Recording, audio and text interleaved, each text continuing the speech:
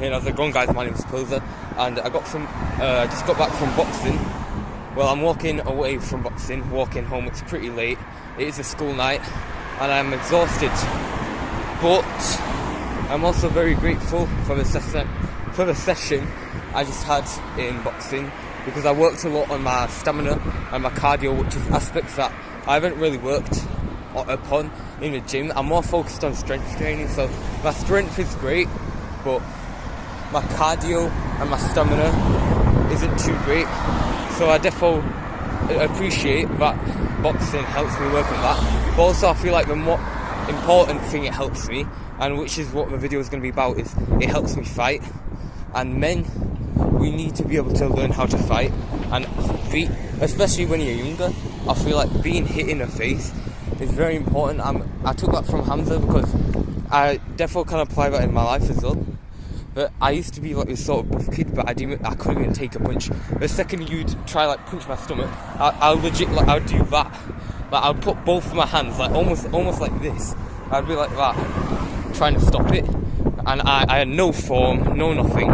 And then I remember first time I went to a boxing club in my school, I remember like just that one time I just got clocked in the jaw, and I was like, oh shit. Because it's almost like when you start on self-improvement, I bet you don't know how to fight. It's almost like you build up this sense that you're almost invincible, and you're sort of like, you almost become egotistical in a sense, and you think that you can take, you're like way more invincible than you actually are. But when it actually comes down to it, if you don't know how to fight, you are going to be screwed. And I think as a man, it is so important that you fight, especially for, like, the younger you start, the better, I think. Because obviously, if you don't know how to get punched, there will be a time in life where you're going to face conflict, and it might not get to a proper fight, but there will be times, and there are people who just can't be negotiated with. That's just a fact. And also, if you are planning to have like these manly things like having a family and stuff, you want to be able to defend that family and defend what you believe in and defend what you fight for.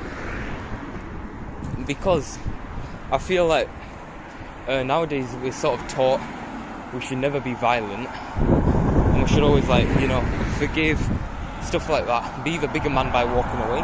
But you're not the bigger man if you walk away. If you walk away, you're weak. You're a coward. You can't just walk away in real life. There are situations in life where you cannot walk away. You need to be able to defend what you believe in, the people you love.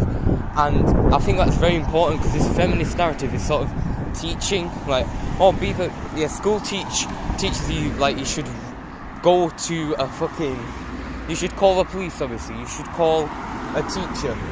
But that's alright, I think.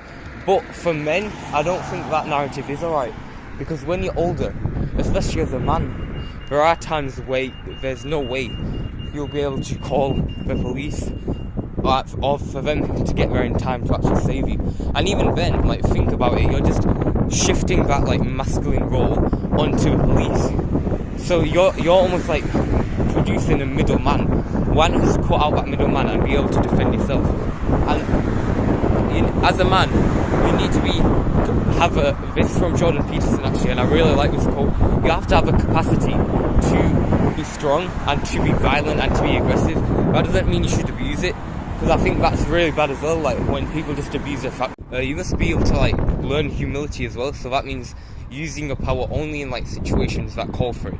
For example, if you're being attacked by someone, a stranger, you need to be able to like defend yourself and be aggressive and be violent. But on the other hand, if there's no need for it, let's say in a social situation, you're just being a dick, obviously that's not okay either. But I feel like sometimes,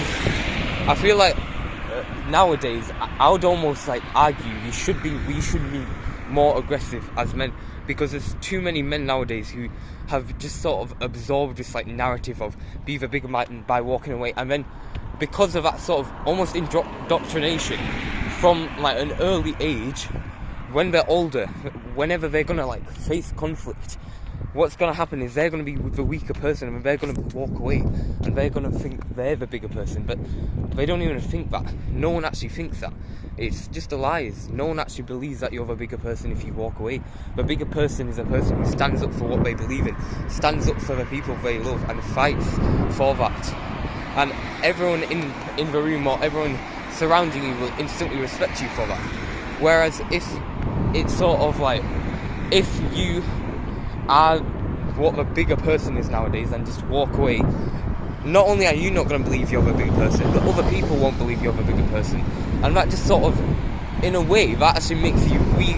It's not only that you're being a weak man by walking away, but then, because of like how people are going to perceive you now, it almost like lowers your status as a man. Like, whereas if you are the person to fight back, not only, most people won't even pick on you anymore, because people pick on weak people, like bullies and stuff. They pick on weak people. That's the truth. So honestly, I found this in real life as well. I used to have a friend, he used to get picked on all the time, but he's a good fighter, and a couple of times, I think it was like 3 times, well now, whenever, like a year ago, he got in a lot of fights, and whenever he just sort of like, he would face like shit from someone, he would never have it. He would always stand up for himself, and I always respected him, and everyone respected him, and now he was seen like as a better man. Whereas there would be so many people who would just stand there and just be weak, and no one would ever respect him. In fact, they were almost like ostracized. They were put down on a pecking order.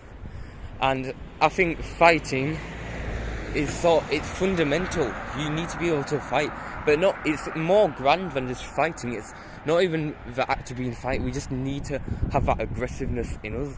We can't just I feel like this was definitely a problem for me as well, because before I started my self-improvement, I used to be like really, not only physically weak, but mentally weak. Like, I wouldn't even be able to get angry at anyone. Like, it's kind of sad actually, because when I was young, like 2 years ago, bro, some of the shit people were saying, like, people, if you're in high school, you know kids say the maddest shit, bro. These men have no decorum, bro. These men will say the wildest shit ever.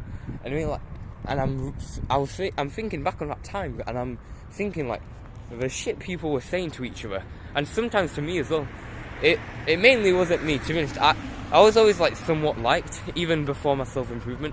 Sure, I wasn't like, actually, I was just there. It's like, I was definitely below average, but below average in like the status of a hierarchy, but I definitely wasn't like the max bottom, like the very bottom. I feel like once you reach the very bottom, that's when your life just became miserable, because everyone used to pick on like the very bottom. Even, I feel like if you were even like near the bottom, it wasn't even that bad, because the bullies and stuff mainly focused. Apologies, my camera keeps going off, but I was on about sort of a pecking order of men. Once you're at the bottom, life does become really hard. And I feel like, looking back on it, just viewing how people like treated the bottom, and like people like me, it was honestly sick, because like I said, kids have no decorum, bro. These men will say the wildest shit, and looking back at it, like, the fact that I took it was it's actually disgusting from me. Like, I had no respect for myself. The fact that I honestly will just like take like these personal insults as well. Like, they even like insult, no one was safe. They would insult anything, any of your insecurities, anything. Even like shit that happened to you, like bad shit that happened to you, they would mock the hell out of it. And looking back on it, the fact that I didn't even raise a word at them. In fact, what I would always do, I remember this, and this is, sometimes I still do it if it's like a sort of, I mean, like a group of people, but I do it way less. And if people were saying what the shit they were saying back then, like, I would never have that nowadays. Honestly, like, I would just grab their wrist and like tell them straight. If they don't take you seriously, honestly, slap them. I mean, obviously, like I said, that contradicts me a bit, because I did say you shouldn't like abuse your power. But if people are saying like mad shit about you, never ever stand there and just like take it. What I would do is I would do like this nervous laugh, and instantly when I did that, not only did I feel myself sort of like become like a bit weaker, but I could just see everyone's perception of me just getting lowered.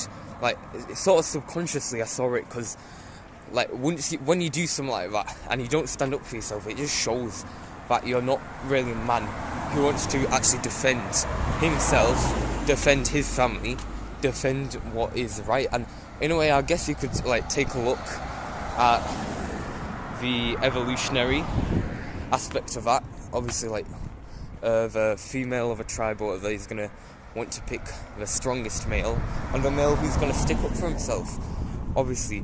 But I think nowadays, honestly, reclaim that aggression, and because it's just the feminist narrative, it's so fucked.